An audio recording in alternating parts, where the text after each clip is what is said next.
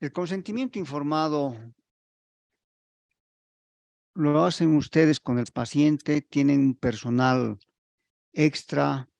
A ver, cuéntame algo sobre esto del consentimiento informado, porque es algo muy importante que está en el preprocedimiento y que obviamente no hay que obviarlo. Y como tú ya has mostrado en varias diapositivas, nos puede liberar de muchos problemas legales, etcétera, etcétera. ¿Qué tiempo lleva? ¿Cuántas preguntas tienen ustedes allá en donde estás en Estados Unidos? Y a ver, cuéntanos si lo hacen ustedes, si tienen un personal, etcétera. Gracias. Yo quiero felicitar antes de comenzar la presentación de Leticia, muy buena, felicitaciones, la de Lázaro también y la de Fabián. En relación al consentimiento, nosotros tenemos un procedimiento, tenemos un consentimiento estándar, como en todas partes del mundo, es el mismo, es similar. Ahora creo que lo puedes tener en papel o lo puedes tener, ahora es electrónico, o sea que se le explica al paciente todo y firma electrónicamente, pero hay una copia que él puede leer, ¿no? Porque es importante que él pueda leerlo. Y el consentimiento es estandarizado en todas partes. Nosotros personalmente le hablamos al paciente antes del procedimiento.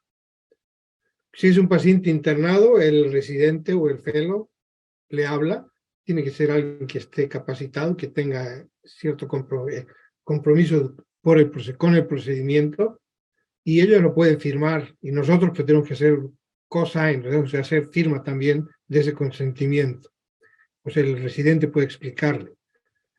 Eso es hablando de endoscopía. En otros centros, digamos, procedimientos quirúrgicos, por ejemplo, que es un ejemplo, ha habido problemas, digamos, no legales, sino en cuanto a la legislación en los Estados Unidos, que en un momento habían, digamos, prohibido no era legal, el que otra persona firme el consentimiento que no sea el cirujano o el médico.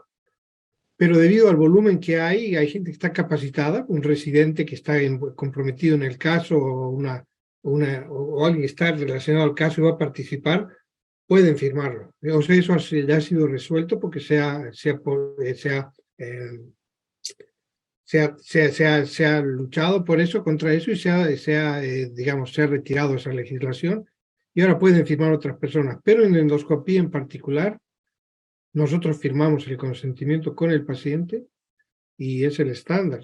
Se le explica el procedimiento en detalle, lo que espera que suceda durante el procedimiento. Yo soy muy detallista en particular, le explico todo lo que va a haber, desde que sienta molestia al entrar el propofol, hasta que le vamos a poner el Byblock, y porque el protector, y para qué sirve el protector, que en sí no es para proteger los dientes. Yo siempre critico eso, porque es proteger para que no muerda el endoscopio. Cuando uno dice proteger los dientes y de repente se le castiga el diente o se lastima, no ha tenido mucha función. Es laterales, no importa, pero en general se le explica en detalle, que el paciente entienda. ¿De cuánto demora? 5 minutos, ¿no?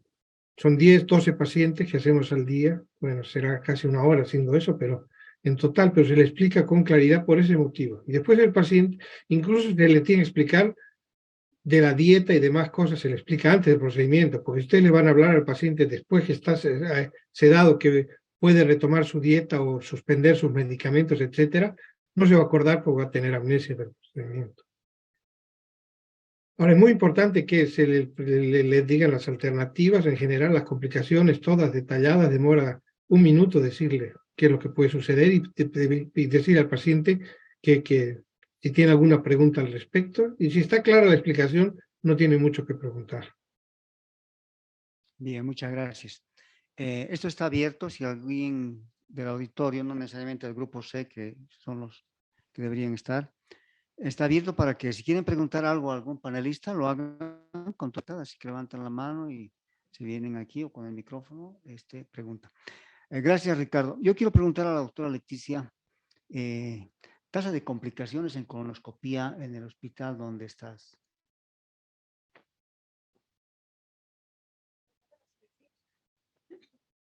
No, por ahí no hay nada, ¿no? No creo.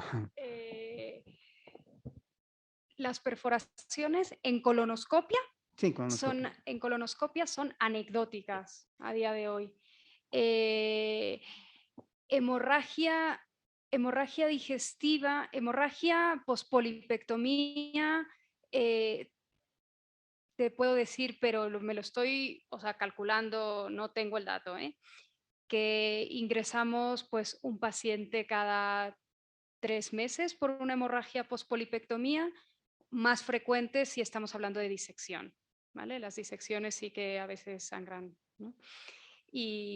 Pero más o menos un sangrado, pero sangrado que la mayoría de las veces se autolimita, que hace ya años que no se tiene que ir ni a arteriografía, ni a cirugía, o sea, que se autolimita, que se quedan ingresados un poco por tranquilidad del paciente y nuestra, ¿no? Sí. Bien. Y tuvimos un caso curioso, porque lo comentaba también el doctor Ricardo, de síndrome pospolipectomía, pero con asa fría, y no lo sabemos explicar muy bien. Eso lo tuvimos hace 4 meses o así, porque el síndrome pospolipectomía se supone que está asociado a la asa caliente, ¿no? Y no encontramos ninguna otra explicación. Fue una chica que tenía una poliposis adenomatosa y que le quitamos muchos pólipos, le quitamos como unos 25 pólipos en la zona del recto sigma, pero no pólipos de 2 milímetros, o sea, fue para limpiar bien el recto para poder después hacerle la colectomía profiláctica, ¿no? Y hizo un síndrome pospolipectomía de libro, pero con asa fría. Sí, sí, es muy interesante eso. Yo he tenido la semana pasada una paciente, una colonoscopía difícil, la verdad, por diverticulosis, y he tenido que usar un endoscopio alto para entrar porque el colonoscopio, el PSF no pasaba. Y, sin problemas, llegamos al ciego, lo demás no había nada, paciente de edad ya, añosa, más de 70 años, 78, algo así, es su última colonoscopia, creo, pero tenía historia de pólipos. Pero ella después de la noche llamó que tenía escalofríos y fiebre, o sea que no sé a qué se debe. Tenemos otros casos también, por ejemplo, asociados, por ejemplo, a inyecciones submucosas. Yo nunca tuve uno. Tuve un paciente, nunca vi con mucha frecuencia. Tengo una paciente con inyección submucosa de Orice, que ahora ha sido suspendido en los Estados Unidos. Ha sacado del mercado ese producto porque justamente daba efectos colaterales.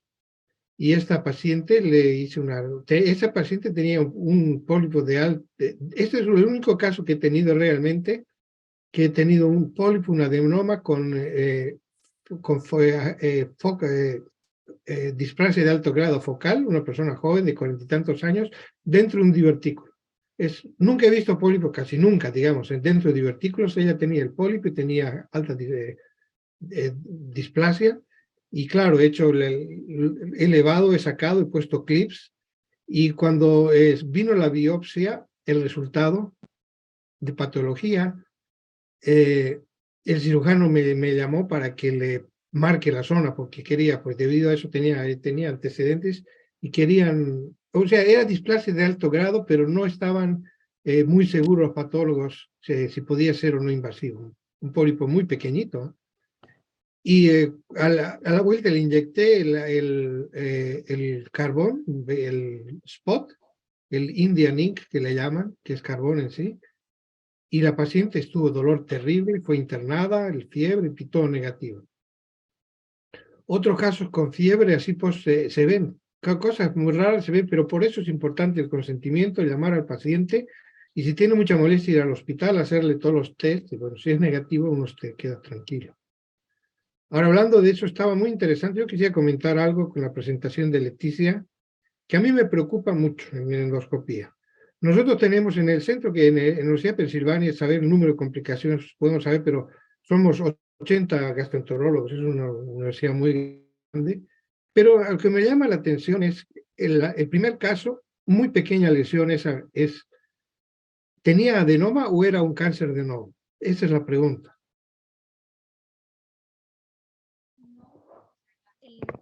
En la primera colonoscopia no se detectó ningún pólipo, o sea, la colonoscopia fue normal, tal cual. Y después la lesión era un adenocarcinoma invasivo. Ahí no está, era ¿no? un pólipo con displasia. Interesante. Mm. A mí, el temor que yo tengo... Estaba excavado, tenía, la pinta era feíta porque el ¿sí? o sea, era una lesión, pero estaba con el deprimido en el centro, ¿no? Con el patrón en medio, con pérdida del patrón vascular en medio, o sea, que ya tenía como mala pinta. Mm. Sí, sí, es muy interesante. Mi pregunta de eso es porque a mí me pareció en la foto justamente que se veía feo, que eso es un patrón destructivo si lo hacen con un NBI. Pero lo que me llama la atención a mí, y quiero compartir con todos ustedes lo que yo creo al respecto, es que una cuestión es hacer, nosotros llamamos ahora pesquisa o screening para colon cáncer. Yo distingo ahora pesquisa de colon cáncer y pesquisa de pólipos. Porque a mí me preocupa mucho, yo tengo 3 casos de adenocarcinoma de novo, es decir, que no hay adenoma, hay cáncer. Y eso es lo que sucede, que a mí me parece que muchos casos que aparecen en el intervalo son pequeñas lesiones. Yo tengo un paciente con un cáncer de 4 milímetros y ahí el doctor Kudo propone esta teoría que él tiene de que varios pacientes o muchos pacientes tienen cáncer de novo y son lesiones muy pequeñas. Y lamentablemente, si no tenemos el ojo entrenado, como dice Leticia, se pasa una prelección de 4 milímetros muy fácil, por eso hay que estar muy acucioso. Cualquier alteración que uno vea con una buena preparación, cualquier alteración de la mucosa, por más pequeña que sea, hay que acercarse y mirarla de cerca y ver si es algo. Si no hay patrón vascular, se pierde, o algo se suspende, o hay moco. Pero si hay lesiones deprimidas pequeñas, tengan cuidado que es capaz que es un cáncer y no un pólipo. Y en esos casos hay que hacer la resección. Y no se olviden que la presentación que me gustó mucho es que, hablando de lo que es la definición, no se olviden que el ojo humano tiene, en general, las pantallas de televisión que la tenemos de mayor calidad o definición tienen 33 millones de píxeles. El ojo humano tiene 570, 580 millones de píxeles, o sea que nuestro ojo es mejor que cualquier cosa, y lo que tenemos que hacer es entrenar el cerebro para ver lo que nuestro ojo está tratando de ver y se nos pasa de alto. Buenas, hola Ricardo, gusto de Hola verte Pepe, otra me vez. alegro de verte a la distancia. Sí. Yo quería hacerles unas preguntas tanto a ti como a Leticia. ¿Utilizan rutinariamente o con cierta regularidad la colonoscopía por inmersión? La dama primero.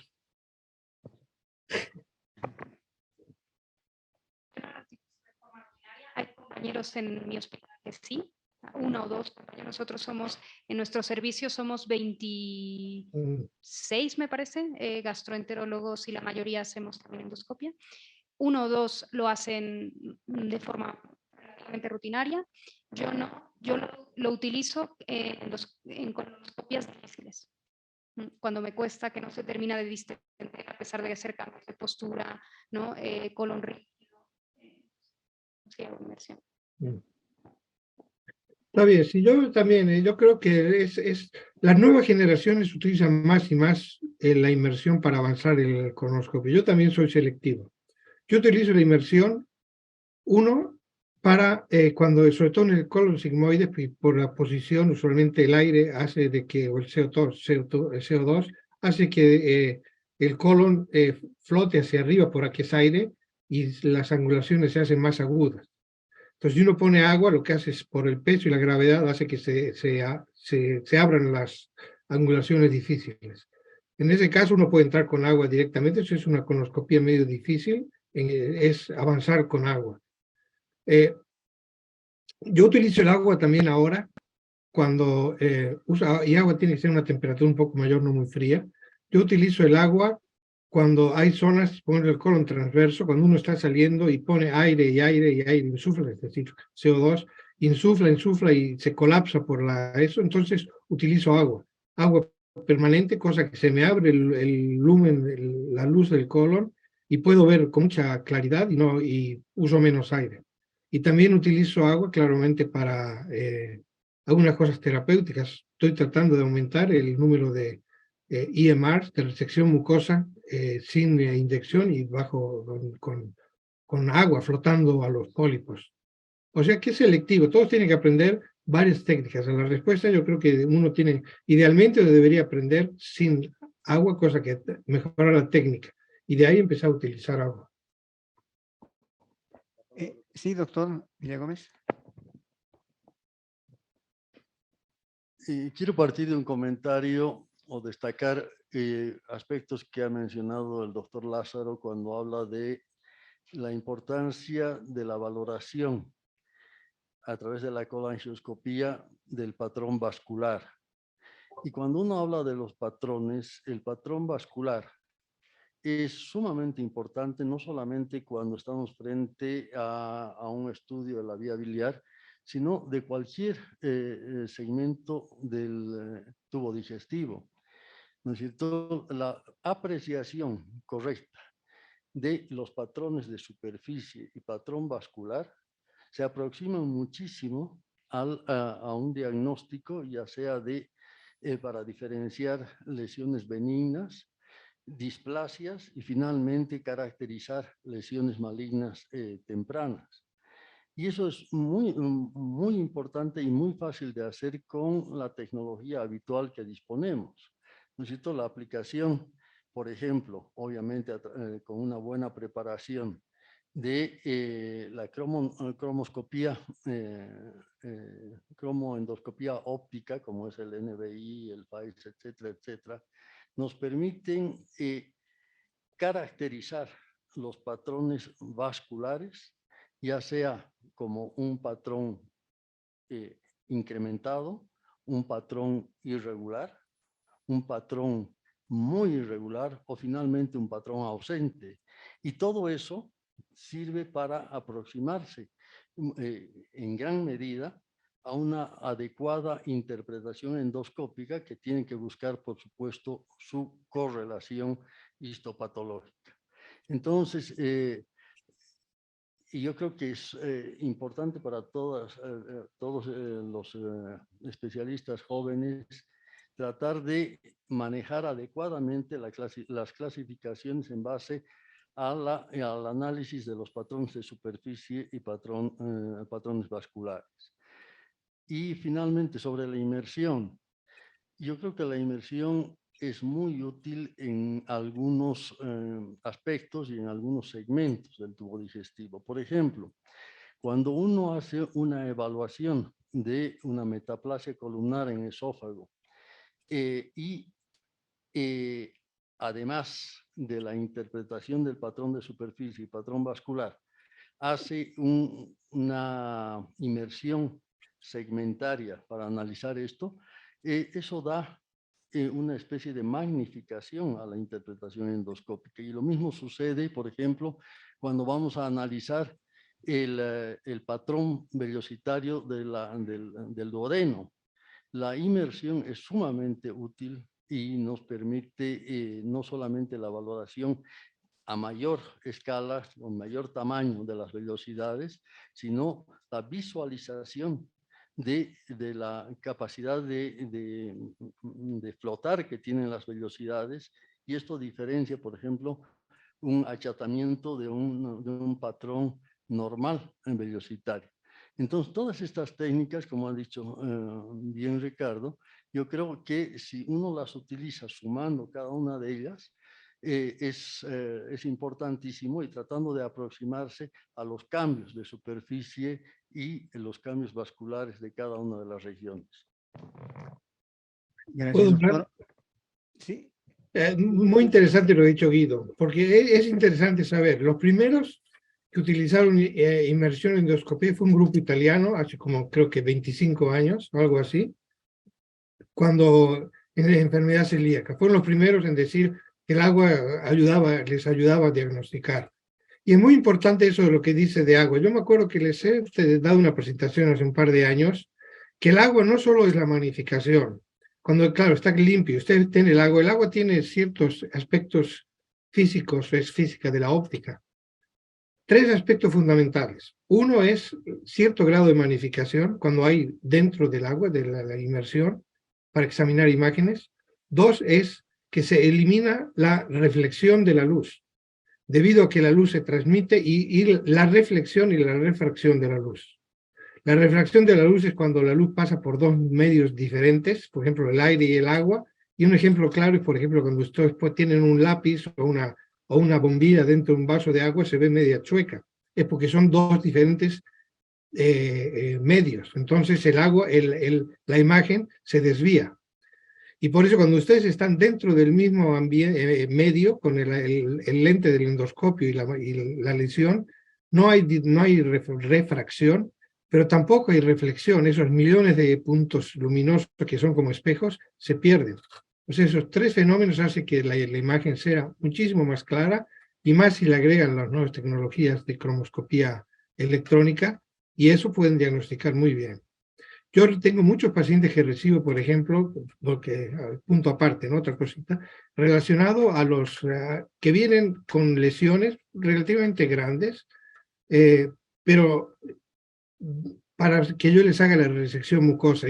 Cuando le hago examen cercano, tiene el patrón vascular, eso es lo que decía Guido. Tienen que aprender a reconocer la clasificación de JNet de japonesa, que hace en tres grupos, que es la mejor, ¿no? O sea, que sea normal, que sea tipo adenomatoso, alta displasia o destructivo. Es muy importante por un paciente que tiene un pólipo, que tiene patrón destructivo, que saben que es cáncer invasivo, entonces es mejor mandarlo al cirujano, tomar biopsia y mandarlo al cirujano, que mandarlo a hacer una resección mucosa, porque no se la vamos a hacer tampoco.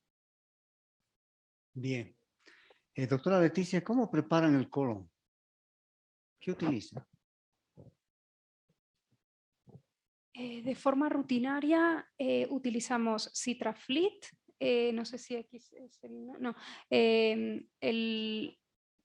sí, citrato o sea, las las que son de 2 litros, ¿no? Las preparaciones de 2 litros, el etilenglicol con citrato, y el que es polietilenglicol solo, 2 litros. Esas son las dos que utilizamos de forma rutinaria, y la dieta la hacemos solo un día antes. ¿Vale? Esto para cualquier paciente que no haya tenido antecedente de mala preparación, etcétera. Entonces, la verdad es que la clave es que alguien se los explique, o que les des algún dibujito o alguna cosa, porque, por ejemplo, nosotros notamos muchísima diferencia entre los pacientes que vienen del cribado poblacional, que tienen una visita expresa con una enfermera que les explica detalladamente la dieta, cómo tomarlo todo, que los medicamentos, que sí, que sí, no, ¿no? Y esos vienen impolutos, ¿no? Que el paciente que viene a lo mejor de atención primaria, que el médico de familia le pide la prueba y que no le dedica el tiempo porque no lo tiene, ¿no? Simplemente le da el pack, ¿no? Y esos pacientes pues sí que vienen después mucho peor. Y en cuanto al consentimiento informado, lo que nosotros hacemos, todos los pacientes nosotros les enviamos la citación de la prueba por correo electrónico. Y entonces por correo electrónico les enviamos una hoja con la dieta, con dibujitos, y les enviamos el consentimiento informado también para que se lo lean en casa, y así el día antes de la prueba les llama una enfermera para aclarar dudas de la dieta y de la preparación, pero solo aclarar dudas, no les explica con extremado detalle, y el paciente cuando viene y cuando entra ya a la sala de exploración es el médico el que le aclara las dudas del consentimiento y ya lo firma delante del médico, pero la mayoría de los pacientes, no todos, ya se lo han leído con calma en su casa. Bien, gracias. Doctora Ligerón, ¿cómo se prepara el colon allá en Sucre? Bueno, allá tenemos la dificultad de la enfermedad de Chagas. Generalmente los pacientes tienen un colon sumamente alargado, a veces ensanchado, y sobre todo también el nivel de educación del paciente. Entonces, no siempre, aunque uno le explique en el consultorio cómo es el procedimiento, cómo es la preparación, porque son pacientes generalmente con constipación de 2, 3, 4 días. Entonces, nos tomamos el trabajo de explicar, pero no siempre los 2 litros que se les da para hacer la preparación con polietilenglicol es suficiente. Generalmente se suspenden las colonoscopías por este detalle de la mala preparación. Entonces hacemos 2 litros de polietilenglicol fraccionamos 1 litro en la tarde y el otro litro a partir de las 7 de la noche para que puedan completar la preparación. Y a veces se le incluye también el bisacodilo para que tomen, si es que las deposiciones aún tienen restos, ¿no? de materia fecal. Pero como le digo, esto también va de acuerdo al nivel de educación que tiene el paciente. No siempre nos logran entender la explicación que se le da. Ahora, otro detalle que quería comentar con la doctora, con los colegas que han hecho las exposiciones, es si han tenido efectos secundarios, como ser escalofríos, fiebre, pacientes que hacen una leucocitosis a veces por encima de 20,000 leucocitos y que prácticamente a veces internada al paciente. No sé si se deba a la preparación, porque a veces hacemos una preparación diferente de la polietilenglicol, que es previo con sulfato de magnesio, si son pacientes muy constipados, y luego hacemos la preparación que es mucho más fácil, ¿no? Del polietilenglicol, porque hacer la preparación con enemas, como se hacía antes, ¿no?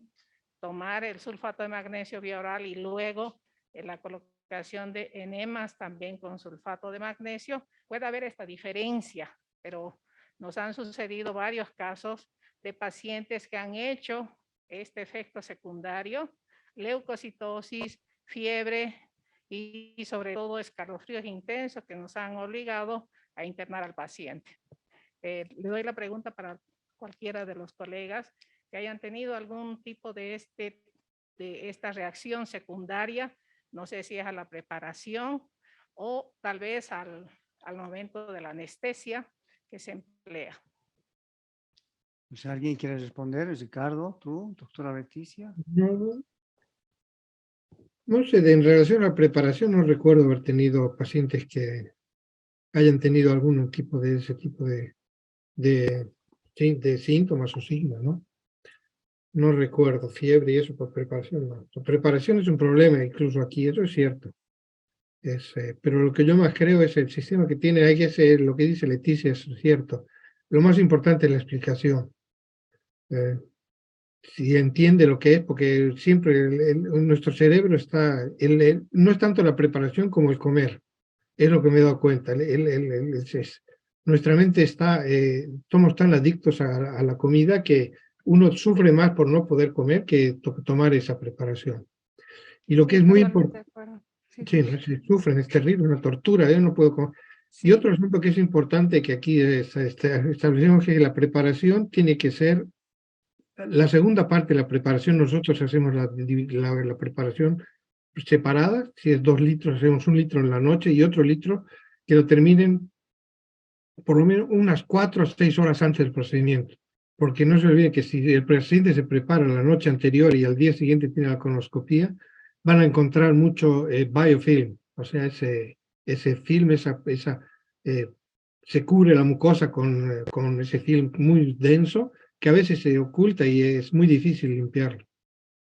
Sí, nosotros también lo hacemos split y nosotros de hecho terminan 2 horas antes. Hemos conseguido que que los compañeros de anestesia nos dejen hasta 2 horas antes, ¿no? Sí. Y acaban 2 horas antes. Y una cosa que tenemos nosotros es una aplicación para la preparación y además viene un teléfono también por si el paciente tiene dudas.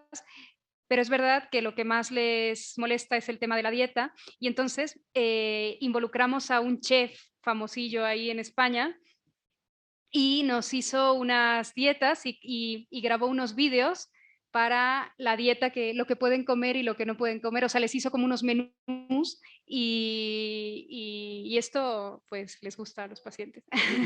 A ver si nos envía ese video. Claro ese que link. sí. Está muy bueno, está muy interesante. Un asunto que yo quería comentar al respecto, otra cosa que a mí me preocupa era lo que habló Leticia, y estoy de acuerdo, es el adenoma detection rate. La detección de adenomas es un aspecto muy preocupante, porque nosotros tenemos una detección alta, como muchos de los que están ahí presentando, encima del 40%, pero el problema a mí me preocupa es entre 20 y 30%.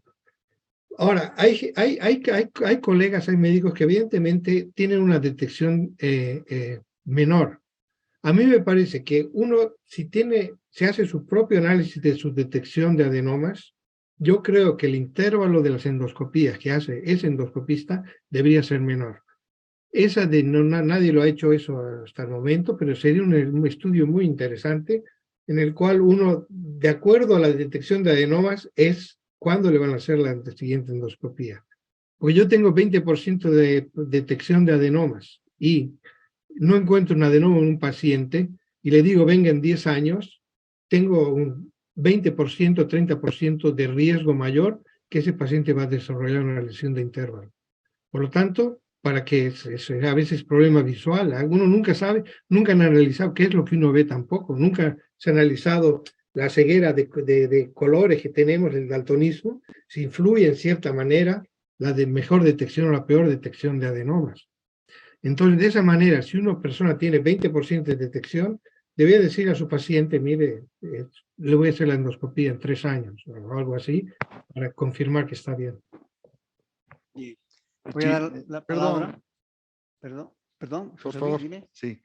Dos cosas. Desde hace un tiempo yo he empezado a utilizar el capuchón transparente en todas las colonoscopías. No se escucha. ¿No? ¿Aló? ¿Ahora sí? Sí, No. sí. He empezado a utilizar el capuchón transparente en todas las colonoscopías que hago. Y eso me ha ayudado mucho en dos cosas, fundamentalmente. Uno, en los pacientes que tienen cólonos difíciles, en los que tienen mucha angulación, facilita mucho la maniobrabilidad del colonoscopio. Y ayuda en el momento de realizar algún procedimiento complicado, te encuentres con una lesión, sobre todo en el colon derecho, en la que necesitas más estabilidad para la realización de estas cosas. Y eso ayuda un montón. Y otra cosa que es importantísima son nuestros asistentes en endoscopía.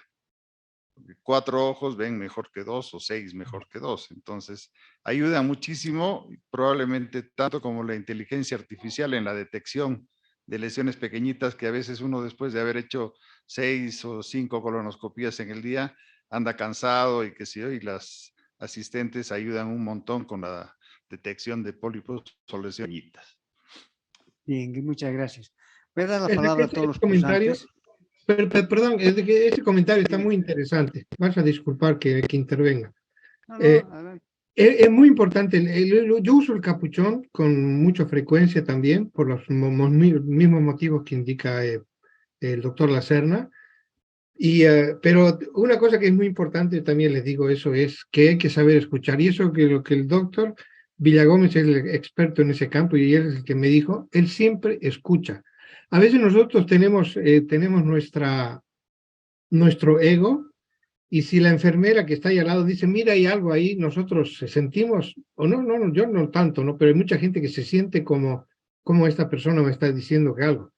Y se siente un poco molesto mucha gente de que le digan algo. Lo más importante es parar 3 segundos y escuchar lo que está diciendo, porque muchas veces tienen razón.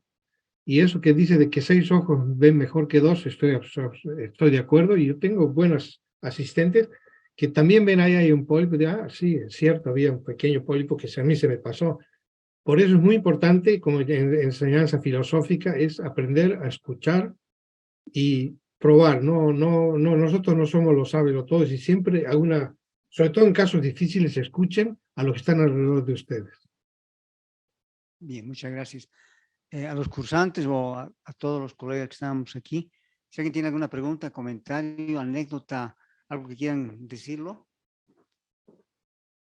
Bueno, quiero agradecer a Ricardo Morgenstein, la doctora Leticia, muchas gracias, doctora Ligerón, José Luis Lacerna, a todos ustedes por su participación.